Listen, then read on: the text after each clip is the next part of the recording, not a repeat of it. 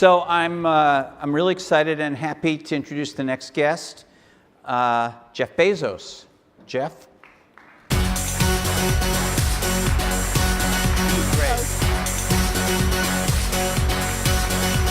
Hey, Walt. Have a seat. Thank you.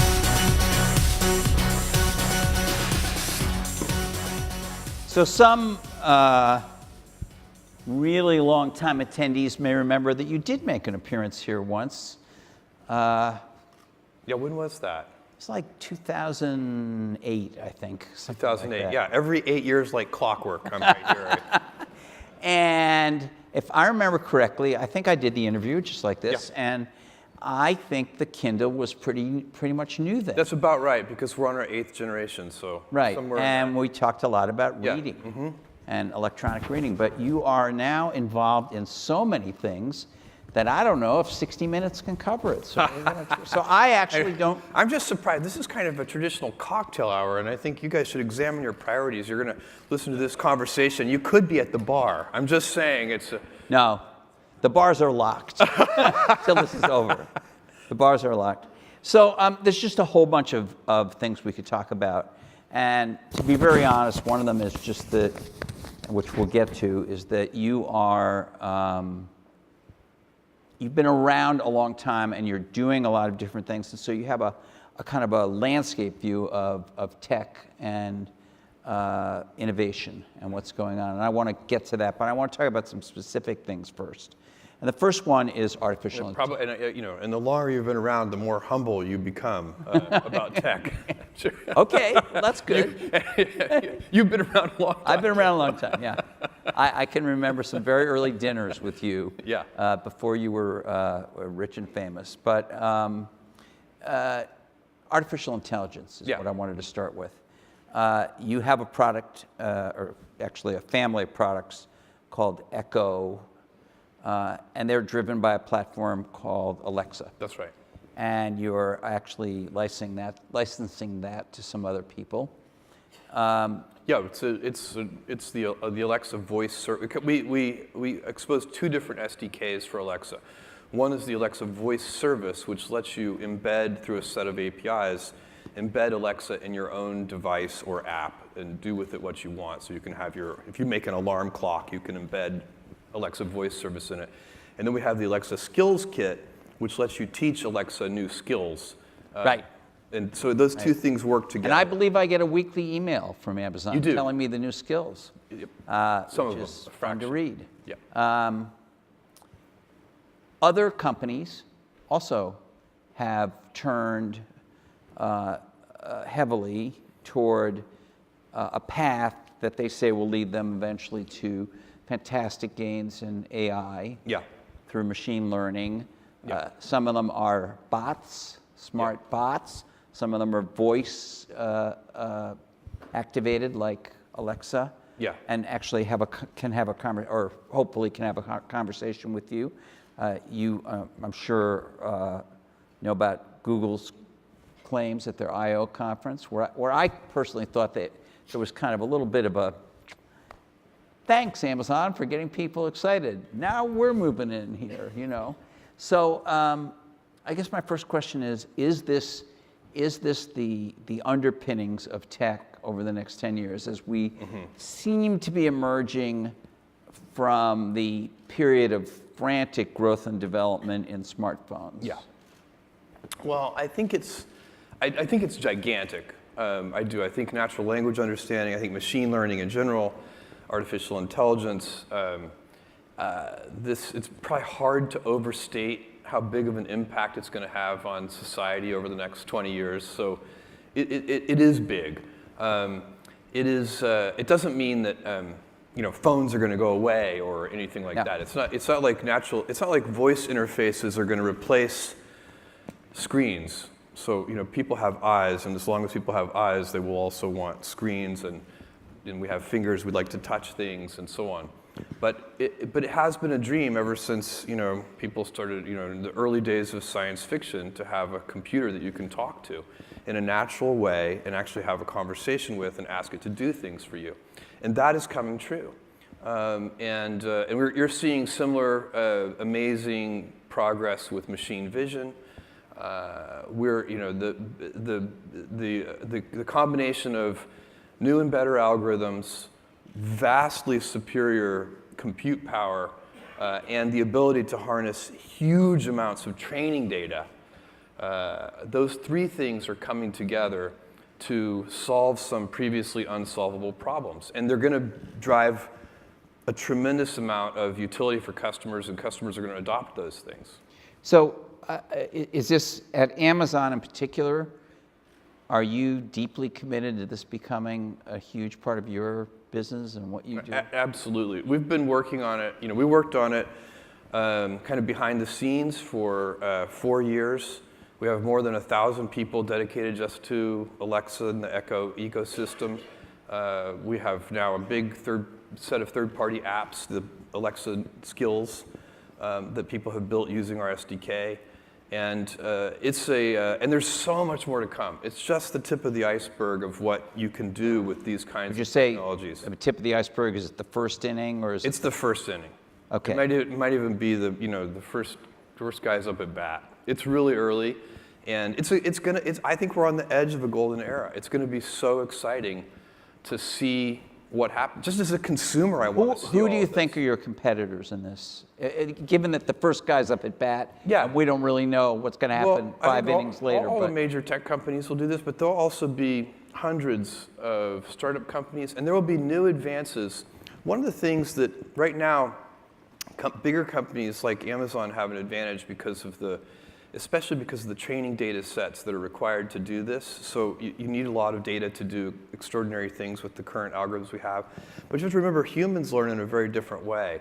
So we don't yet know how humans are unbelievably data efficient. We learn these incredibly complex things. You don't have to drive 1 million miles to be able to drive a car. Right.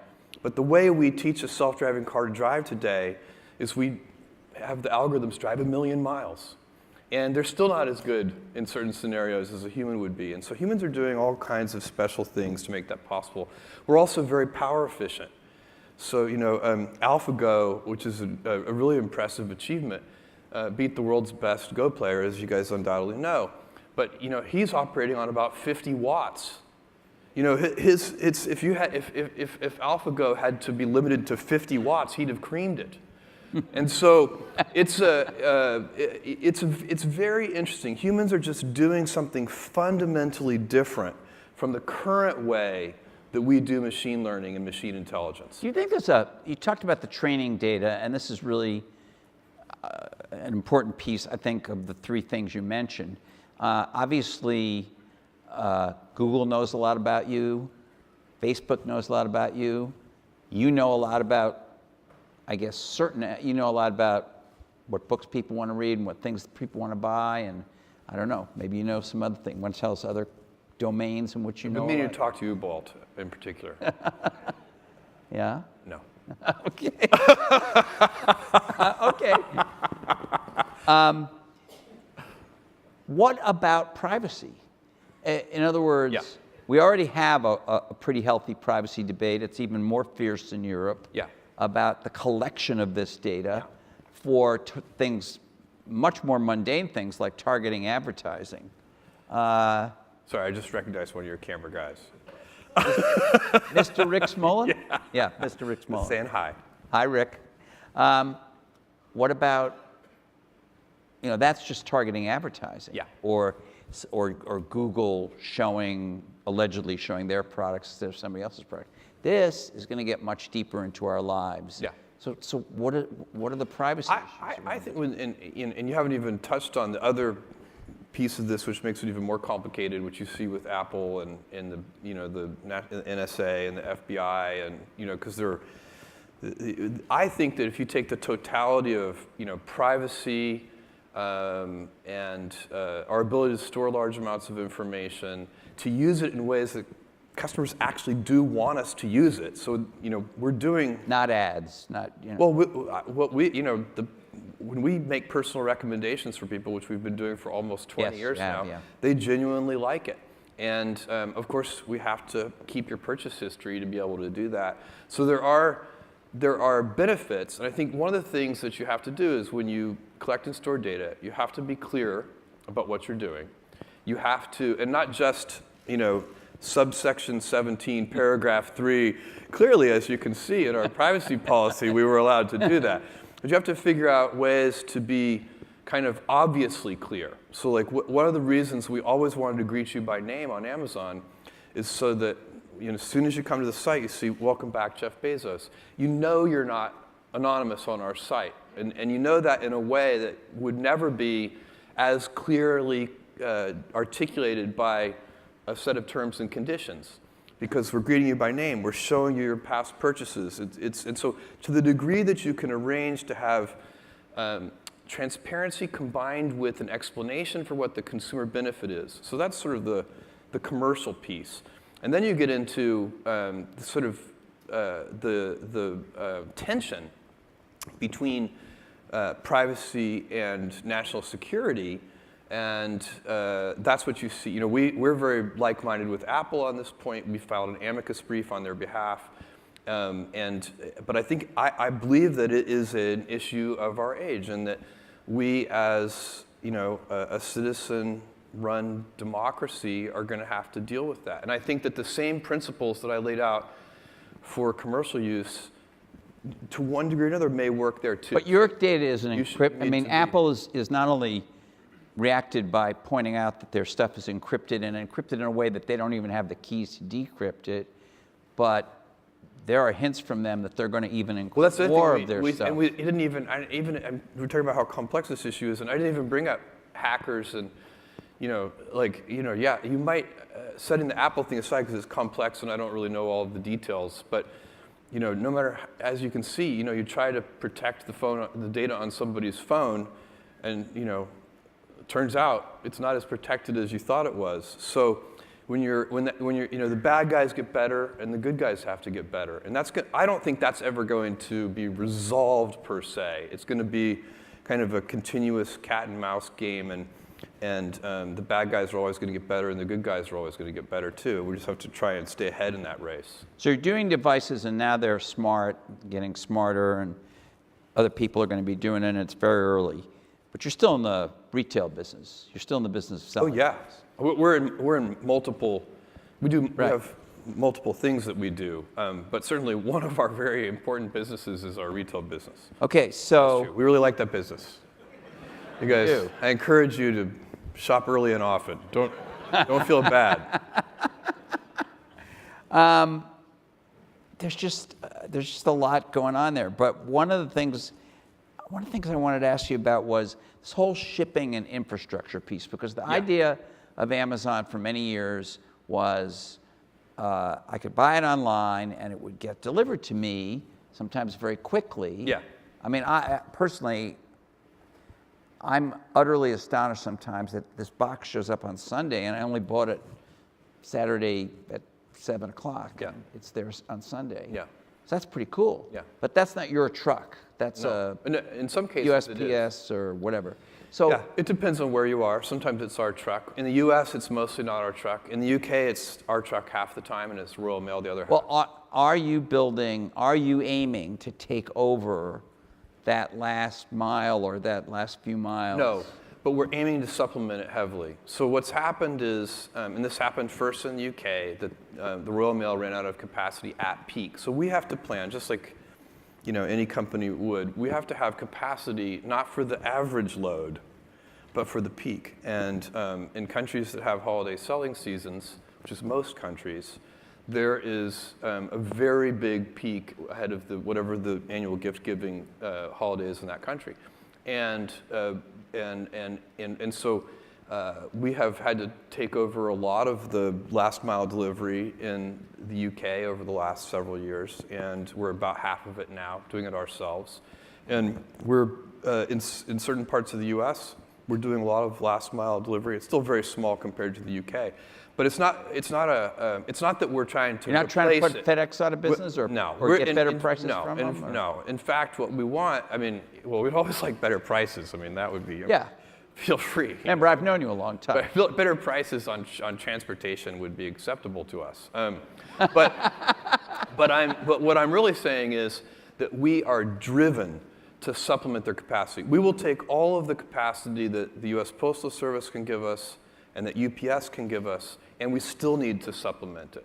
So we're not cutting back. We're growing our business with UPS. We're growing our business with the U.S. Postal Service, and still we're supplementing it.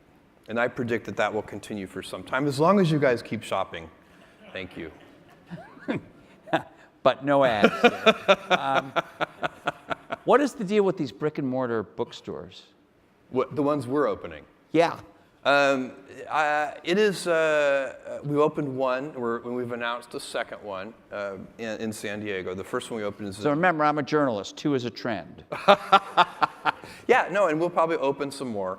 We want to. There's still. We'll just open a few to begin with, and we're learning, and we've got a few experiments that we're rolling out over time to try and figure out what the right format is, what the right store size is, what the right approach is in general, how it should interact with having a Prime membership, and all the there's a bunch of things that we want to try inside the stores, and already we like what we're finding. The store is, many of you probably have not been there. There's only one store. It's in the University Village Mall in Seattle, but it's very different from any bookstore that you've ever gone into. It has a very small selection, very highly curated, only about 5,000 titles, and they are all face out on the shelves, and they're picked based on the data that we have at Amazon. So from the website, and it's, if you come to the Amazon physical bookstore with a specific title in mind that you want to buy, there's a very good chance, because we have such a curated selection, that you'll be disappointed. But why would we build a store that's designed to, if you know exactly what you want to buy, we already have this thing called Amazon.com that's very, very good at satisfying that need. And so this is about satisfying a completely different need. It's about browsing and discovery and having a really fun space to wander around in. And I definitely encourage people to, if you're just curious about kind of the angles that we're taking, you should, when you're in Seattle. Isn't that what all the bookstore owners said when you started killing them 10 years ago? Well, they don't have the place where we could come and have fun and look.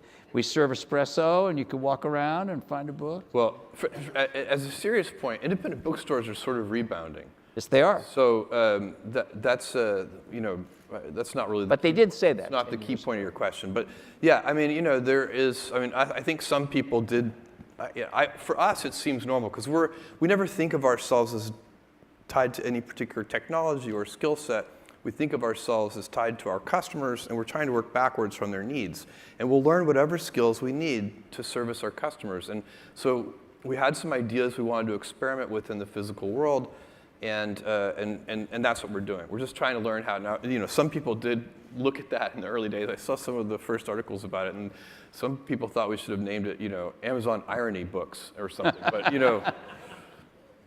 that would have been a good name. I like kind of like there are that. a lot of clever people in the world. Meet you over at Irony. It's not too late. We could experiment. So you're also a newspaper publisher. Yeah. In my hometown. Yes.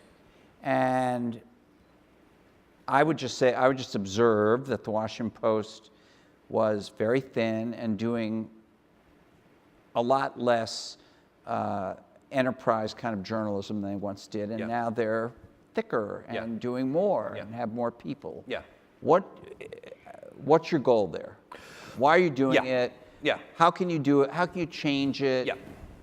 It's the goal is really simple. I bought the Post because, tactically I bought the Post because I've been friends with Don Graham for 15 years. If I hadn't been friends with Don Graham, it never would have happened for a whole bunch of reasons. But when he proposed it to me, I was nervous that I didn't know anything about the newspaper business. And he said, look, Jeff, we've got a lot of people who know about the newspaper business. What we really need is somebody who knows something about the internet. And so anyway, he kind of had several conversations with me, and we worked through whether I thought I could actually bring anything to the table. But the reason I finally bought it is because I think it's an important institution. And I would not have bought it if it had been a financially upside down, salty snack food company. I would not have bought it. And I happen to believe it's very important. It is the paper that is best situated, because of its geography, to cover the capital city of the most important country in the world. And that country now, more than ever, always it's needed, but it needs to, our elected leaders and all the people in DC that run most of the country need to be examined. And that's a great paper to do that. And what do you bring to it that's different? Because I've been friends with Don for at least 15 Well, years. strategy-wise, and he never offered it to me, Jeff. Well, yeah. I can't explain that. I can't explain it. I think it was. Kara knows him too. It was an oversight. He could offer it to the two I of us. understand. I'm sure he just, Okay. He couldn't exhaustively approach all of the logical buyers. What can you do for that, or with that, what you just described, very important? Our approach, so I believe that the business strategy of the Washington Post for many decades was fantastic, because they were incredibly clear that they were going to be a local paper. And from a business point of view, that was an amazingly effective strategy. That paper was so profitable for so long and made so much money. It was a very good strategy. The internet turned that upside down for a whole bunch of reasons that would take more than the hour that we had. We'd have to spend the whole conversation to go over all the reasons why the internet has turned local newspapers upside down. But what the Post has to do is a very difficult, but I think for the Post, a doable transition. I'm optimistic. I'm even more optimistic today than I was 2 years ago when I bought the paper. And that is, we have to go from a business model where we used to make a relatively large amount of money per reader with a relatively small number of readers, to a model where we make a relatively small amount of money per reader, but on a very large number of readers. That reminds me of Amazon. So that's exactly right. And we have to go, and the good news is, for all of the things that the internet took away from the traditional media business, one of the gifts that it brought is almost zero cost global distribution.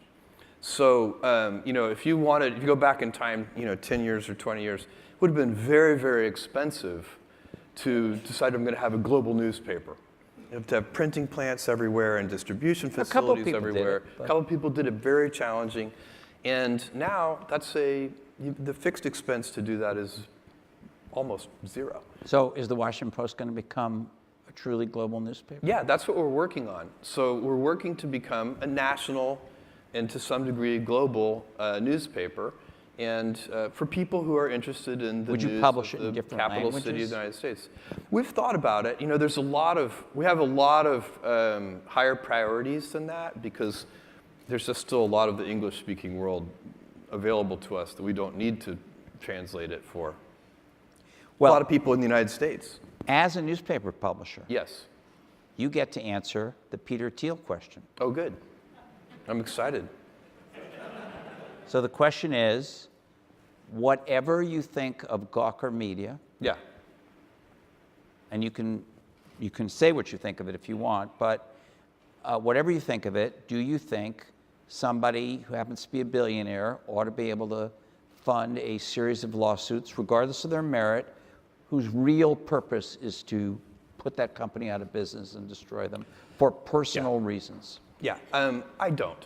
And I will, my view on this, and again, I don't know the details of this particular situation. I don't think I really need to, because I'm thinking I will take it up a level and talk about some of the principles that I think in my mind, would apply here. And look, I can take this from a couple of directions, but the old saying that sometimes, I think it's attributed to Confucius. Who knows if it's really Confucius or not? But seek revenge, and you should dig 2 graves, one for yourself. And really, you just want. You always have to ask yourself, how do you want to spend your time? How do you want to spend your time and your energy? And do you really want to do that trying to right even if it's legitimate wrong? Like, let's say that somebody actually did wrong you. Is that really how you want to spend your time? I don't think so. I think most people, if they step back, take a deep breath, they would say, I'm going to go on and do great things. I'm going to do amazing things in the future.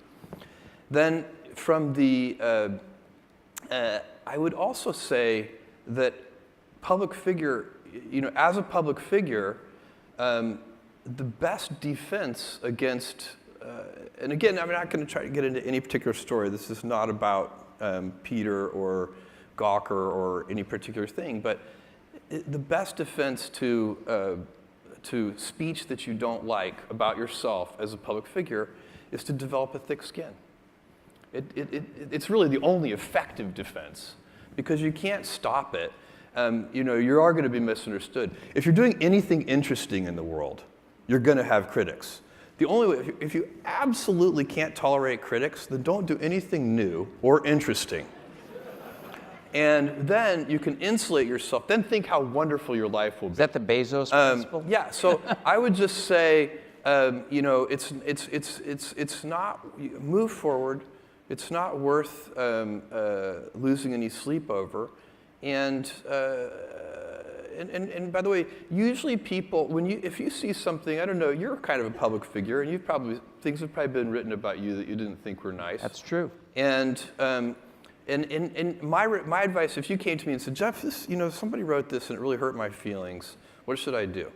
I would say, go stand on a street corner and watch in a crowded urban area and watch all the people walk by and think about what they're thinking about. I bet you none of those people are thinking about you. That's true.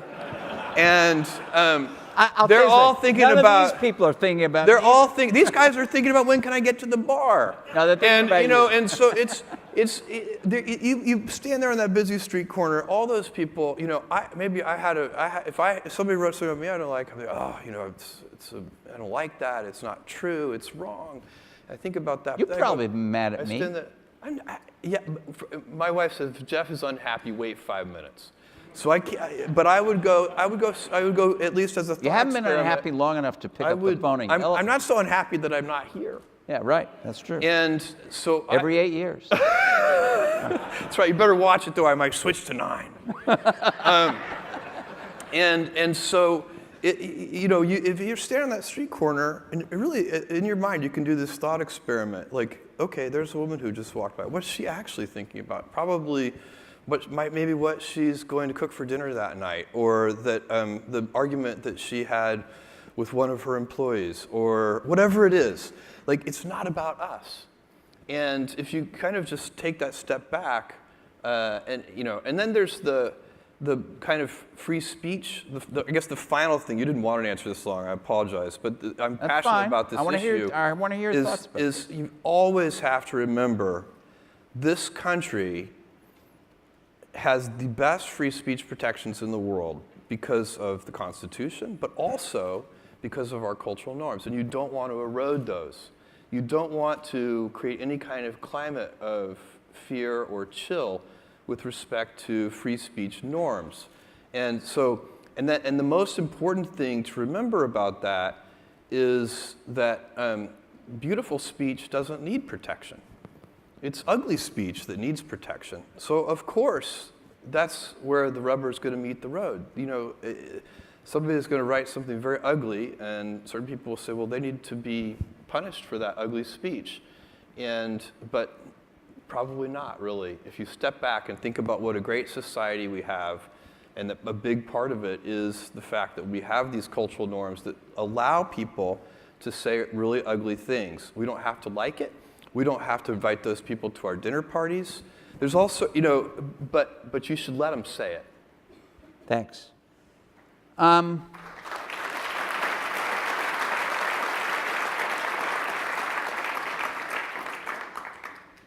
So a little while back, Amazon was criticized for having a harsh work culture.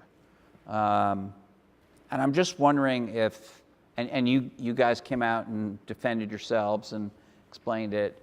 I have kind of a two-part question. One is whether you considered it fair at all or not, whether it made you rethink anything about your work culture. Yeah, no, it's a very good question. Inside the company. And the second question is a little bit of a setup I need to tell all of you, because I know you have an employee program that you wanted to talk about. Yeah, I want to. But do the first one first. So, yeah, it really has not. I'm very proud of the culture that we have at Amazon, and I think of it as a gold standard culture for innovation and pioneering work, and the people I work with, these people who they're missionaries for what they do. They are, if you're giving a great customer experience, there's the only way to do that is with happy people. You can't do it with a set of miserable people, watching the clock all day. So does that include work-life balance and all those things? Yes, but I teach 3 leadership classes a year at Amazon. I'm a part of it. They're bigger classes, but I come in and teach a session. And I always talk about work-life balance, except I like to use the phrase work-life harmony rather than balance, because to me, balance implies a strict trade, whereas I find that when I am happy at work, I come home more energized, I'm a better husband, a better dad, and when I'm happy at home, I come in and better boss and better colleague. And so it's not, you could be out of work and have terrible work-life balance. Even though you've got all the time in the world, right. You could just feel like, oh my God, I'm miserable, and you would be draining energy. And so you have to find that harmony. It's a much better word. And I think for most people, it's about meaning. People want to know that they're doing something interesting and useful. And for us, because of the challenges that we have chosen for ourselves, we get to work in the future. And it's super fun to work in the future for the right kind of person. There are people, who, ours is an environment that embraces a lot of change. We have to, because the internet is changing, the technologies that we use are changing. We operate at the intersection of technology and retail, both of which are highly competitive industries. But it's a really, for somebody who hated change, I imagine high tech would be a pretty bad career. It would be very tough, and there are much more stable industries. And so they should probably choose one of those more stable industries with less change, and they'd probably be happier there. That industry would be tough for me. So we're not all the same. And for me, a job that, for me, the job that would be the hard would be insurance claims adjuster, something, where I had the same job every day and it didn't change frequently. That would be hard. I'd do it, and I'd do it at a high quality level, but I wouldn't like it. And a lot of them have iPads now. Okay, even so. I'm just saying, there's a little change there. Okay. Pretty soon they'll have machine learning too. That's right.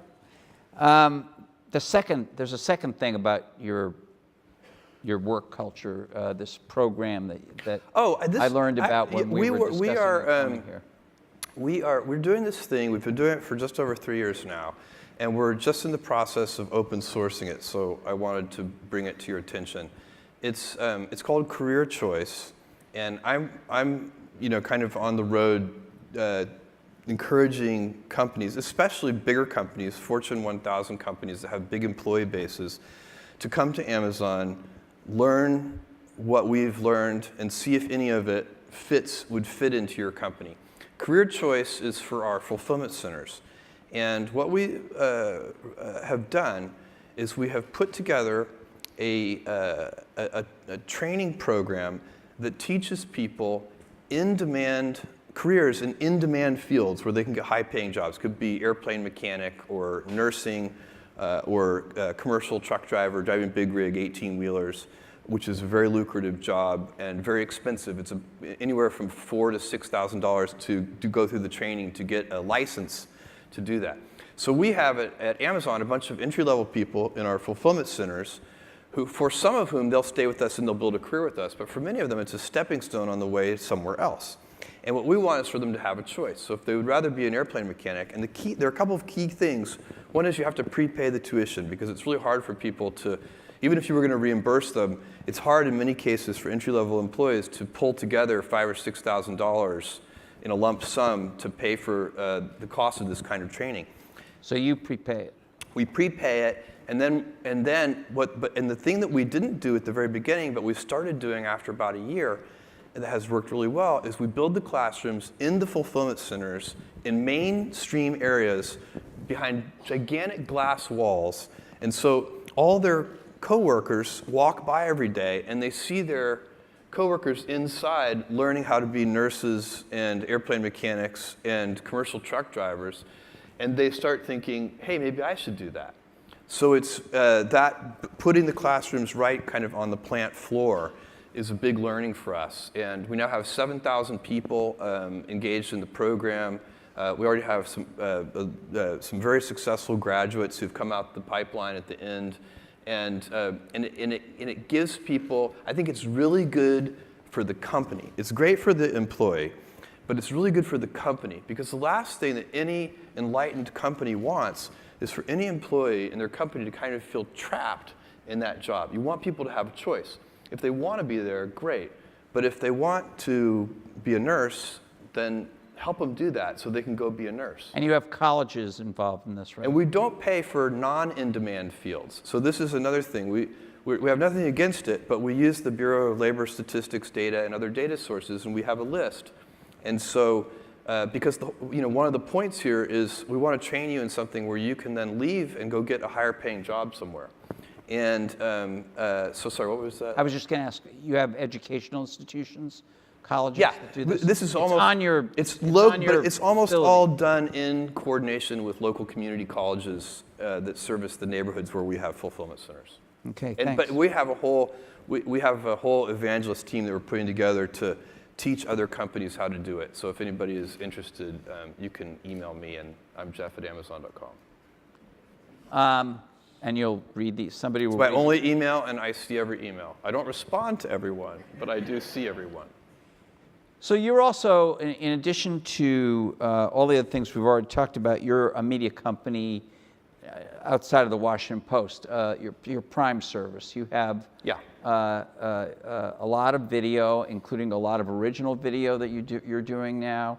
You have a music service that is seems somewhat less important to you, smaller. It's not Spotify or Apple Music size. But your video service is a big deal. Yeah, Prime Video. Can you talk about that? Why Yeah, are you doing it? Where is it going? What do you think is the big change coming in television? This, a little bit like machine learning, I feel like we're in a really good spot as a society for better TV. It used to be, if you go back in time 10 years ago, you couldn't get any A-list actors or really A-list writers to do TV. It was very difficult, or directors. And now everybody wants to do serialized TV, and because it's in some ways a better medium than a movie. You can tell longer stories. Binge watching makes it easy for people to watch the thing all at once if they want to. So there's a lot that's changing with sort of what has come to be called over-the-top TV, which is, represented by Netflix and Amazon Prime Video and Hulu and now Starz and Showtime, and everybody's kind of unbundling and going over the top. And this is great for consumers because consumers want that. They want that to be unbundled. They want to go in and pick and choose what they want to watch. And so we started, we had this program called Amazon Prime, which is one of the 3 pillars of our business currently. We have Marketplace, we have our third-party seller business, that's one. We have Amazon Prime, and we have Amazon Web Services. Those are kind of the 3 existing big pillars. And we're working on some others too. We'll see if they turn out. We don't know. We won't ask me in 10 years. But we have Amazon Studios is now making original content for Prime Video, and that's going extraordinarily well. We've got multiple Golden Globe winning comedies. We've got an incredible success in the show called Man in the High Castle, which is by far our creepiest show, and I highly recommend it. It's a show where Hitler won World War II and occupies the east coast of the U.S. after having destroyed Washington, D.C. with an atomic bomb in 1945, and then fighting hand-to-hand throughout the country until 1947. So kind of family fun. Family fun. But very interesting. And so what from a business point of view for us, we get to monetize that content in a very unusual way, because when we win a Golden Globe, it helps us sell more shoes, and it does that in a very direct way, because if you look at Prime members, they buy more on Amazon than non-Prime members, and one of the reasons they do that is once they've paid their annual fee, they're looking around to see how can I get more value out of the program. And so they look across more categories, they shop more, a lot of their behaviors change in ways that are very attractive to us as a business. And the customers utilize more of our services. And so we really want to do things that will cause free trial conversion to go up. So people start Amazon Prime as a free trial member, and we watch the free trial conversion rates. And then we want people to renew at the end of the year when it's time for their Prime membership to renew. And we already had extraordinarily good free trial conversion and extraordinarily good renewal rates when it was a physical program. Fast, free shipping was the founding benefit of Amazon Prime, and people really liked that, and it grew into a very large, successful program. But we've been able to monitor that people who use Prime Video change those two metrics. They renew at higher rates, and they convert from free trials at higher rates. So you're doing the media stuff to encourage people to use more of Prime. Correct. I mean, it actually is. It's not that you want to be. It really is a flywheel, so it's hard. Whenever you're talking about a circle, it's always a little bit wrong to say, which one is pushing the other, because they're pushing each other. It's now become a physical digital hybrid membership program that it's unlike anything else. They're hybrid, they're digital programs, obviously really good ones, but there's nothing quite like Prime. And so what we do, the way we think about it internally, is we just want you to be a Prime member, and then you get the best of Amazon. So, but on the media piece, particularly on the video piece, where you're doing these programs, and you have other programs that are not we original, license programs too. That is not a principal business for you, where you're trying to be bigger than Netflix or bigger than Comcast or no, I would whatever. say, and in fact, I don't even think on the demand side anyway, we don't compete. I would say we don't compete with Netflix for the reason I think people are going to subscribe to both. So I don't think, some products are really substitute products, and people make a decision. If I'm going to buy a pickup truck, I'm going to buy a Ford pickup truck or a Chevy pickup truck, but I'm not going to buy both.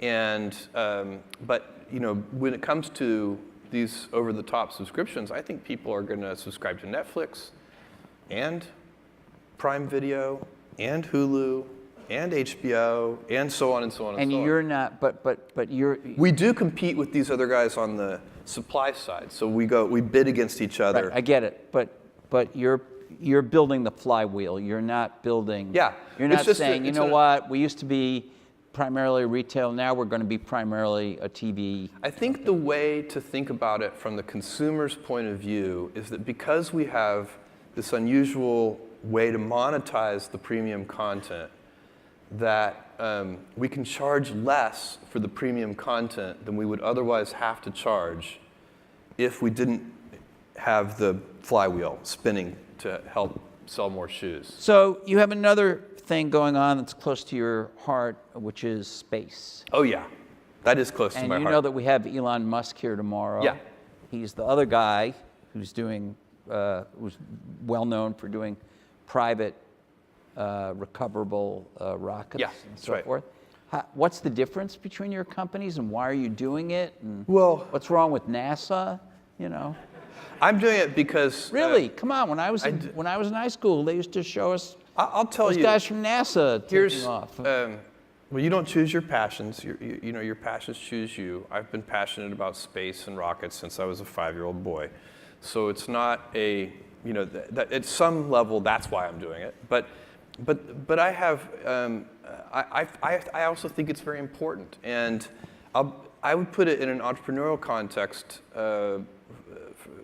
which is that if you look at the dynamism in the space industry. It's very slow. Very little has happened. It's been in stasis for 50 years, by and large. We do globally, in a good year, about 40 launches. 40. That's down from the peak. The number of launches per year isn't even flat. It's down. I think the peak happened maybe in the 70s. And so why is that? Why isn't there that kind of dynamism? I compare it to the internet. If you look at my day job, there's a lot of dynamism. There are thousands of entrepreneurs, and you can't even keep track of it. Right. Even if you're a professional. I am a professional, and you can't keep track of it. And which is fantastic, to be in the middle of an industry that's so dynamic that no matter how hard you try, you can't keep track of it. That's awesome. And so what's that all about? When I started Amazon, it was me and a few other people. I was driving the packages myself, hoping one day to be able to afford a forklift. And 20 years later, we serve almost 300 million customers and have 100 billion plus in sales. And we're just one company in this gigantic thing that didn't exist 2 decades ago. So that's You're kind of the big gorilla. About as opposite from the dynamism of space as you get. Why is that? Well, I think I know why. If you go back to when I started Amazon, all of the heavy lifting infrastructure to support Amazon was already in place. We did not have to invent a remote payment system. It was already there. It was called the credit card. And it was invented much earlier for people who traveled a lot, and then for people who went to restaurants a lot, and so on and so on. And finally, most people at that time already had a credit card. We did not have to invent transportation, local transportation, last mile. There was this thing called the US Postal Service and UPS, which was not invented for e-commerce. But if we had had to deploy last mile transportation 20 years ago, it would have cost hundreds of billions of dollars of capital. It would have been impossible for a company like Amazon to even conceive of doing that. Same thing, deploying compute infrastructure. There was already a computer on every desk, and it wasn't put on every desk so that people could do e-commerce. There was a computer on every desk mostly in the home so people could play games. And there was also, how did the internet grow so fast? Even there, the heavy lifting infrastructure had already been done for another purpose, which was the long-distance phone network. All of the fiber in the grounds at that time, and all the ways, all the microwave communications towers, and all the things that existed 2 decades ago were put in place for another reason. Again, would have been hundreds of billions of dollars of CapEx deployed. So when it comes to space, I see it as my job. This is what I'm building infrastructure the hard way. I'm using my resources to put in place heavy lifting infrastructure so that the next generation of people can have a dynamic, entrepreneurial explosion into space. And I think that's possible. And I believe I know what you need to do to put that infrastructure in place so that future generations of entrepreneurs can have a solar system as dynamic and interesting and varied as what we see on the internet today. I want thousands of entrepreneurs doing amazing things in space. And to do that, we have to dramatically lower the cost of access to space. Right now, only the most expensive things can logically and reasonably be done in space. Basically, if you can find any other way to do it, you should do it a different way. And it's just too expensive, even the least expensive. I mean, you can do little CubeSats and things and hitch a ride, but there's just only so much they can do. And how are you different in your point of view from Elon? Well, we're very like-minded. I know Elon, and we're very like-minded in many ways. We're not conceptual twins. One of the things that I want us to do is go to Mars, but for me, it's one of the things. He's singularly focused on that. And I also think kind of, motivation-wise, I for me, I don't find that Plan B idea motivating. I have nothing wrong with it. I think it's good when the world has lots of different motivations, but I don't want a Plan B for Earth. I want Plan B to make sure Plan A works. And this is, I think you go to space to save Earth. And we know about the solar system now. We have sent robotic probes all over the solar system. Let me assure you, this is the best planet.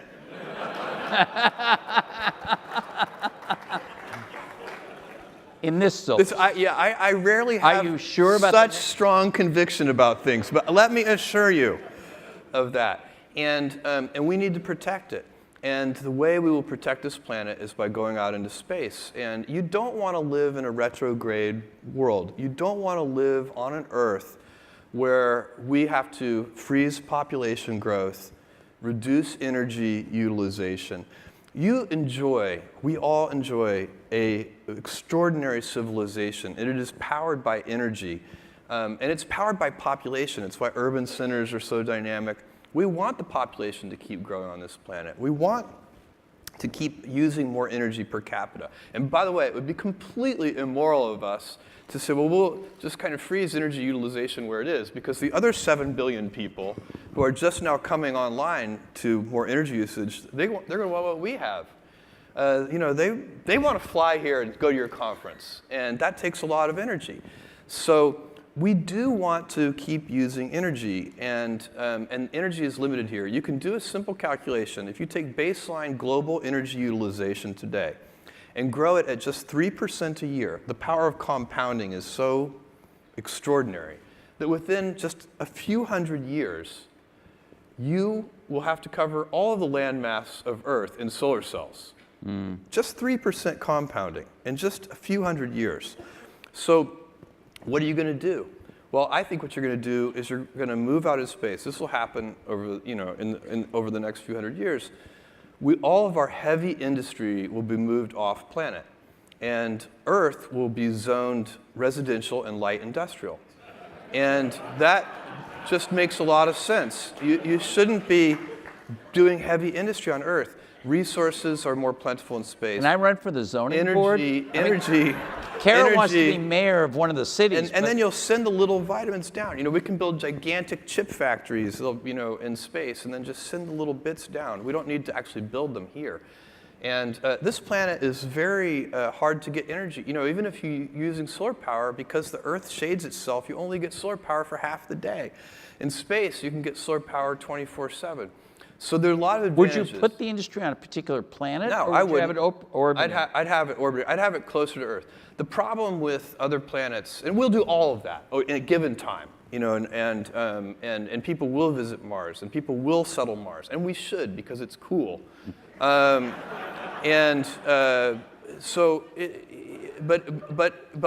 for heavy industry, I would actually put it in space. The transit time between Earth and Mars is long. And to speed it up requires unreasonable amounts of energy. All right, I have one last question, then we're going to do audience questions. Honestly, I could take another hour of your time, but I'd be interested in knowing what you expect to be doing in 5 years. Well, I tap dance into work. I love my job, and so I took my wife's family, my parents-in-law and their kind of extended family, to the south of France on an awesome vacation. And we had a great time and ate amazing food and played in the beaches. And did you stay off the grid? Mostly. I'm actually pretty good at staying off the grid on vacation. And I got back. And despite all the fun I'd had, and I happened to like my in-laws, so it really was fun. But despite all of that, when I got back, I literally ran into the office. So I feel incredibly lucky, and so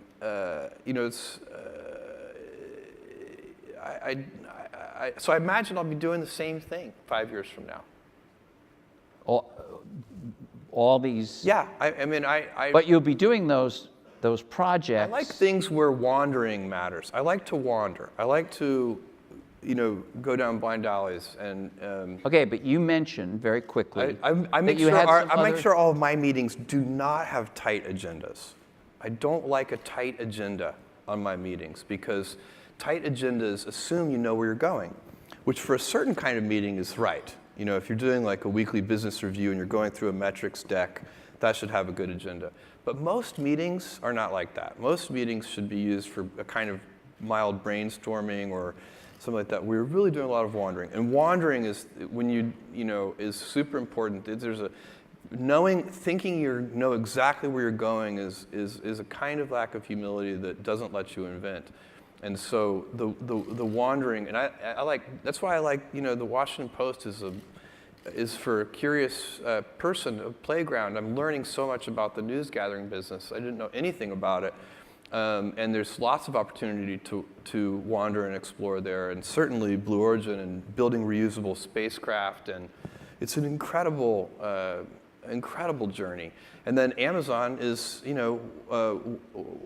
the middle of, one of a handful of companies in the middle of what is the most amazing amount of entrepreneurial dynamism I think the world has yet seen.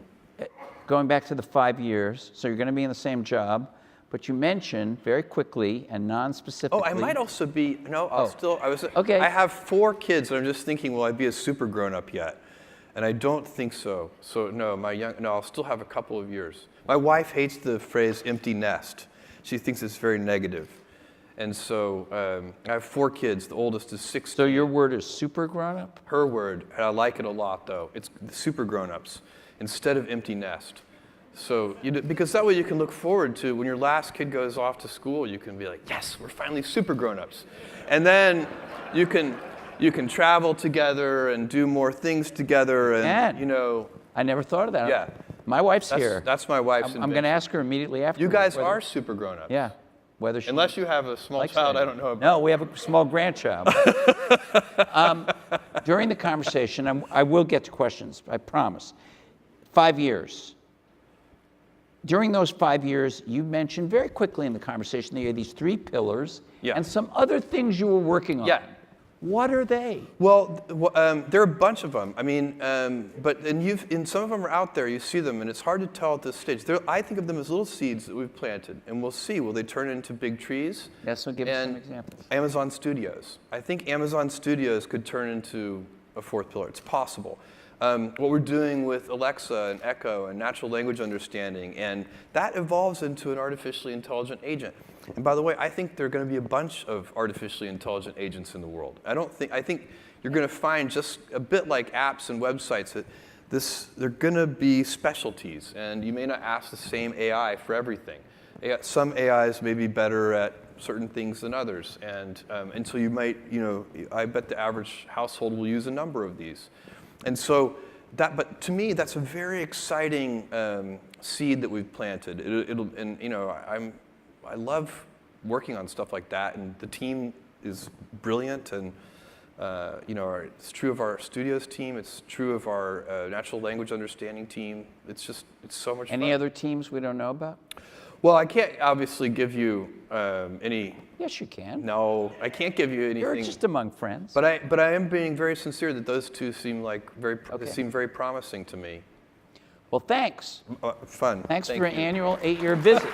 now we have some questions. Hey, over here. Hey, Jeff, Mark Mahaney. So on that 4th pillar, you'll figure it out in 10 years. Like, what are you going to be using to figure out whether it's pillarable, over time? And then it sounded like earlier maybe like a parcel business didn't seem like it'd be one of those pillars. But anything else that's obviously you wouldn't include that just doesn't seem to make sense for you? Yeah, there are tons of things that I think are probably unlikely for us to pursue. I mean, even though there would be giant industries and would be very interesting and so on, but the price of admission in those industries is so gigantic. I mean, the obvious, there are many. You could just go down the list of large market cap companies or very big industries. You don't want to. I personally think it would be very challenging to get into the business of oil exploration and production. It's a very complicated industry that is, as far as I can see, extremely well served by really smart people at ExxonMobil and so on. And so, the landscape is gigantic, and we will ever only enter into the tiniest little portion of that gigantic landscape. So it's kind of hard to know. I'll tell you how we decide to give up on ideas. So if we've worked on something for a long time, we tend to, because it's hard to know when do you stop. I think every single important thing we've ever done, the most important things have always seemed dumb to industry experts at the beginning. So you have to get really good results. You have to defy conventional wisdom, and the problem, of course, is that conventional wisdom is usually correct. And so a simple test, like let's go talk to experts and ask them if we should do Amazon Web Services, that would be a huge failure. They would all tell you, this is stupid, stick to the knitting, you've got a great retail business, whatever you do, don't do this AWS thing, it can't possibly work. And of course, that would have been wrong. And so you can't listen to people at the beginning when they say it won't work, but you do have to sort of say, what are we doing differently? Now, let's say you're being stubborn on the vision and flexible on the details, which I think is the right recipe. You want always to be very flexible on the tactics and the details, but very stubborn on the vision and the strategy. And at some point, though, you may need to give up even on the vision. So you planted the seed. Great teams worked on it for multiple years. How do you know when is that day where you say, you know what, let's try the next one? And I think it's when the last high judgment champion folds his or her cards.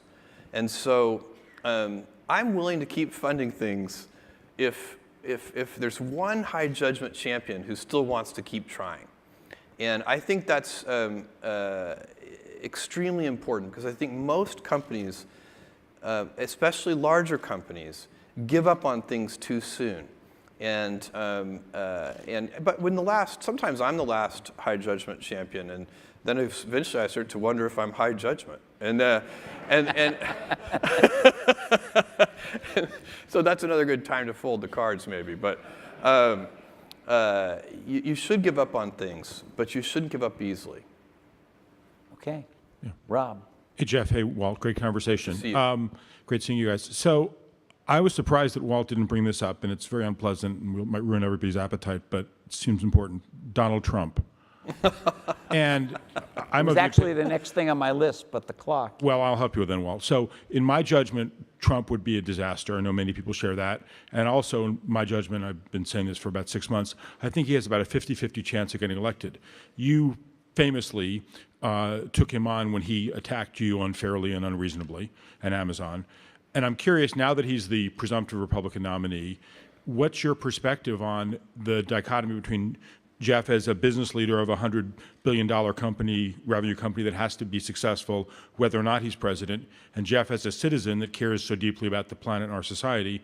And what do you think we should do, and what do you think you're going to do? Well, my response to that is on this narrow point. Actually, it's very similar to what we were talking about earlier, which is one thing that I think is not appropriate that Donald Trump is doing is, I think, working to freeze or chill the media that are examining him. It's just a fact that we live in a world where half the population on this planet, if you criticize your leader, there's a good chance you'll go to jail or worse. And we live in this amazing democracy with amazing freedom of speech. And a presidential candidate should embrace that. They should say, I'm running for president of the most important country in the world. I expect to be scrutinized. Please examine me. That's a very important cultural norm.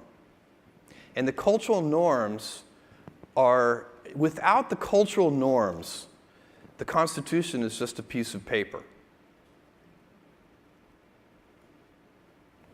Therefore,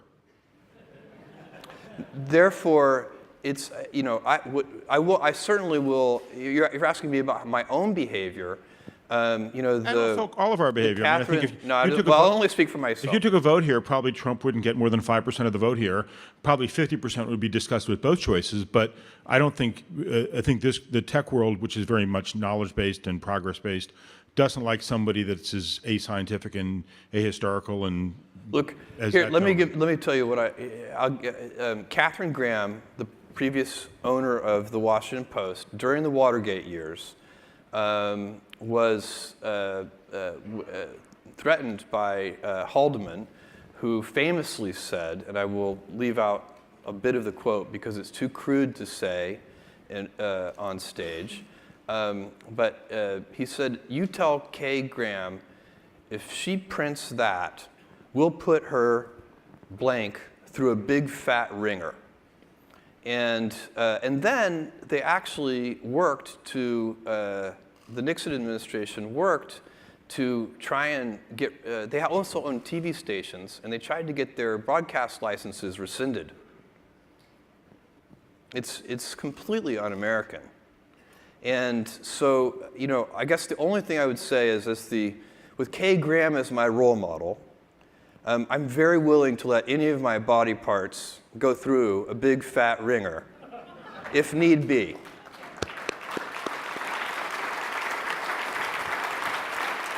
Great answer. Over here. Yes, sir. Hi, John Fort from CNBC.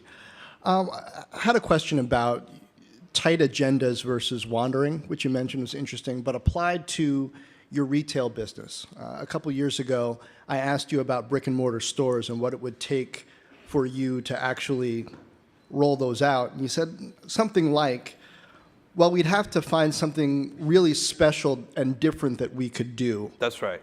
Before we did that. Now you're doing it. Mm-hmm. In Seattle, you're San Diego, and more to come. What is that thing that you found that has led you to really continue exploring brick and mortar? What you are, if you go look at that, I don't know if you've had a chance to visit that store yet or not, but what you'll find there is that the browsing experience is reinvented. And it's a bunch of very small things. It's that the books are all face out on the shelves. It's that the curation is very small. It's that we're using the data from Amazon.com to select the titles. So for example, almost every book in the store has 5 stars. Unless it's there for a different reason. So we also have like the top 100 bestsellers, and they're whatever they are. But so there are a bunch of very small things, and it makes a very big difference in the customer experience. But it's something that's easier to experience. So you're saying that there's something about the physical space that Correct. allows The way it's laid wandering out. And kind of demand creation that you can't. I would say that one of the things that many observers have noted over time, there are many discovery methods online. So I'm learning about new books online all the time. And certainly our personal recommendations do that, but I see tweets about books, and I see all sorts of, there's tons of discovery going on, and tons of serendipity. But there was always one, that kind of serendipity that you get from just wandering around bookshelves looking at book covers is a kind of yet another kind of serendipity. And I think that's part of what we're trying to do in a kind of way that's accelerated with the data from Amazon.com. Thanks, John. Yes, sir. Yeah, hi. I'm Vijay. I'm from India, so we missed a little bit of conversation on India. You said that when you started Amazon, US had a ton of infrastructure on multiple aspects it shared, but India seems to be not having that, and you're doing incredibly well there. So wanted to know, are you like long with a lot of infrastructure investment? And well, we're doing, as you point out, we're doing a lot of it ourselves. So in India, we do most of our last mile transportation ourselves. So it's it wouldn't be our first choice for how to do it, but it's the only choice, and so that's what we do. We also try to travel shorter distances, so we open many more smaller fulfillment centers instead of having larger ones slightly more distant. So we're kind of adapting to the local model, and also the regulations in India are very different. So it has to be a 3P sales model. All of our sales in India are marketplace sales. We don't have any of what internally what we call owned inventory. Yes, over here. Hi, Walt. Hi, Jeff. Great conversation. My question is about retail. And I used to work for a Bentonville-based retailer before, and we used to watch how Amazon Fresh was rolling out. And I think Prime Now is probably the thing that should keep grocers up at night if you run a grocery store. So there's a lot of innovation in terms of fulfillment and assortment and all those kinds of things. And I'm curious, when you look, 10 years out, 20 years out, what are the big problems that that you're excited about kind of applying Amazon scale and ingenuity to in retail that you think will fundamentally transform experience beyond where it's come in the last 20 years, which is pretty phenomenal? Well, I think that the three big needle movers, in my opinion, we've thought this for 20 years, are selection, price, and speed of delivery, convenience, delivery speed, and an associated set of attributes.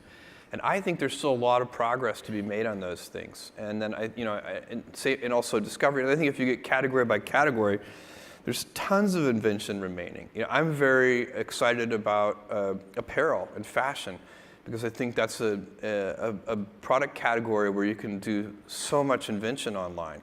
So over a 20-year time frame, I predict that selection, price, and delivery accuracy and speed will still be major drivers. It's impossible for me to imagine 20 years from now a customer saying, I love Amazon, I just wish you delivered a little more slowly. Or, I love Amazon, I just wish you had less selection. Or, I wish your prices were a little higher. So when you find, and I would urge all of you in your own businesses to think about that. Think about what are the things that will be true even 10 years from now. Because if those are stable in time, unlike everything else, so everything else, your competitive set will change, your the technologies that you have available to you will change, but the customer needs, if you find the right ones, will tend to be stable in time. And then you can build strategies around those things. And all the energy that we put into making sure that we're delivering quickly will still be paying dividends 10 years from now because it won't ever go out of style. Thank you.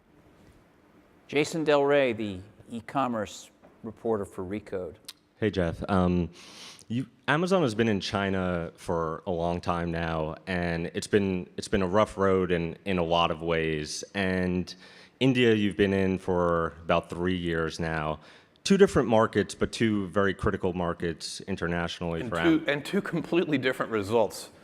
And so Thank God. I was wondering if there were any learnings from the approach in China that has. Yeah, there are tons of learnings, but I would also just say, as markets, as they are just completely different.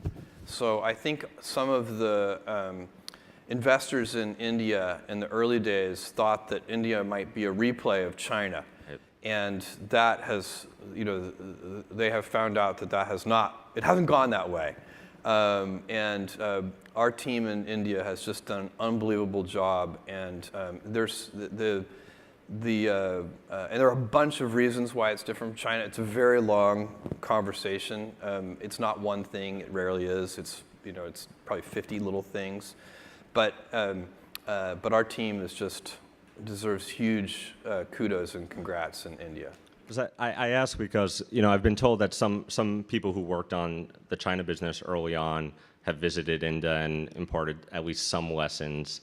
Yeah. I'd say one of the top level lessons is that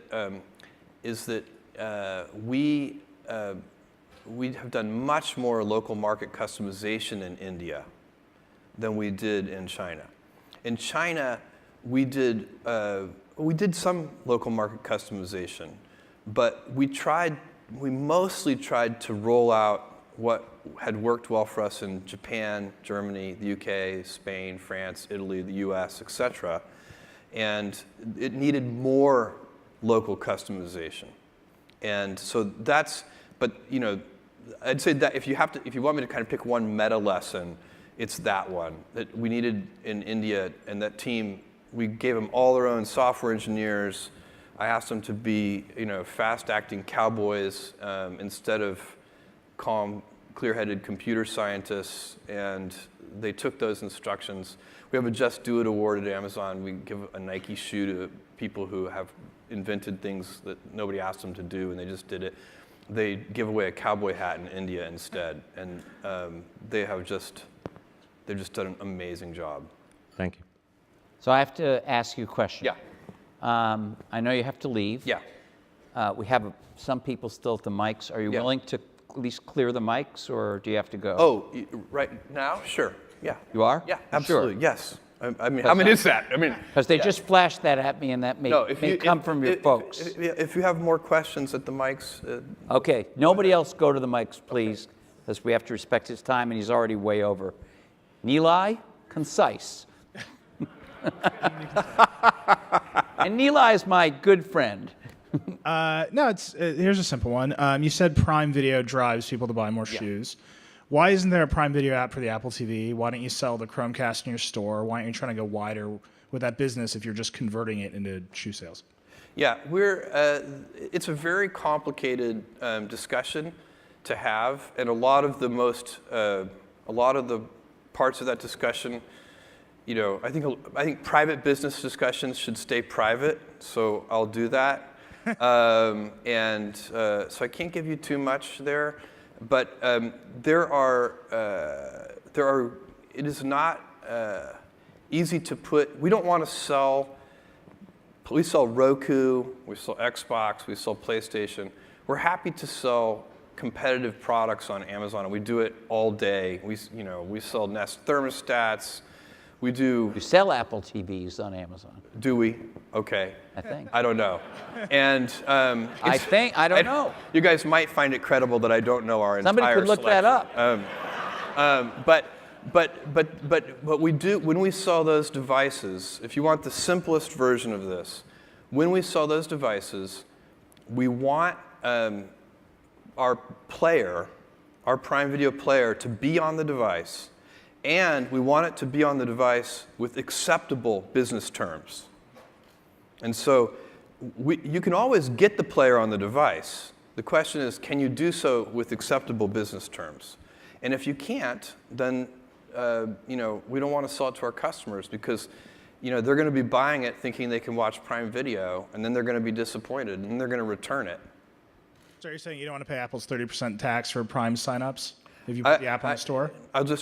Now you're asking a question where I'll just say, I think private business discussions should remain private. Nilay? Yeah. Hey, Jeff. One of the things I think that's most impressive about what you've done is run a public company for a very long time, earning not that much money on a relative basis. And today in startup land, it feels like going public is something that companies don't want to do. So I'm curious, when you look at a company like Uber or some of the other startups that take on private capital, do you think, if I had been in that situation, I would do exactly what you're doing? Or do you think, just go public already, it's actually not that bad?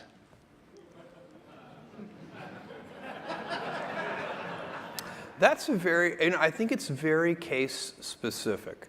So I think there's no one size fits all answer. I think these very large private companies, in my opinion, probably could go public with it wouldn't hurt their freedom of movement at all. And they probably could go public. So part of what's happened is they also just may not see a need to go public. So there are some great reasons to go public. If you need to raise a lot of capital, really a lot, it might be more effective to be public. The private capital markets have gotten so large, and that's a relatively new phenomenon. That's happened just over the last couple of decades. The private capital markets have gotten so large that to some degree that argument has gone away. The other reason that you might want to go public is to offer employees liquidity. I think that argument remains. Now, there are, of course, these private liquidity markets that have sprung up to satisfy that need, but they don't do it as well as the public markets would. So probably for the employees, it would be better if the companies went public. For the major share owners, it might not be better to go public. So those interests might not be perfectly aligned. Okay, I think we have one more question. Oh, great. Am I right? You can't get Apple TV on Amazon, by the way. I just looked it up. Thank you, Lauren Good. Can't get a Roku, though. So Lauren Good from The Verge. Hello again. My question is about hardware. For an online retailer, you've certainly made a fair amount of hardware, but one category that we haven't seen Amazon really enter is wearables, and a lot of your competitors are. So what are your thoughts on the current state of the wearables market? Yeah, I think it's a super interesting market, and I obviously can't talk about our future roadmap, but I do think that again, I think that's also in its infancy. I think you're going to see a bunch of different products be successful there, with different functions, and I don't think you've seen the tip of the iceberg yet. So is it something that Amazon is exploring? Not that I can talk to you about.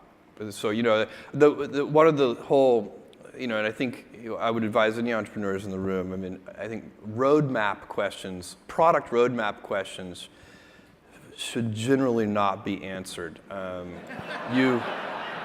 It would be. Can I just point out, though? Yeah. You didn't say no to her.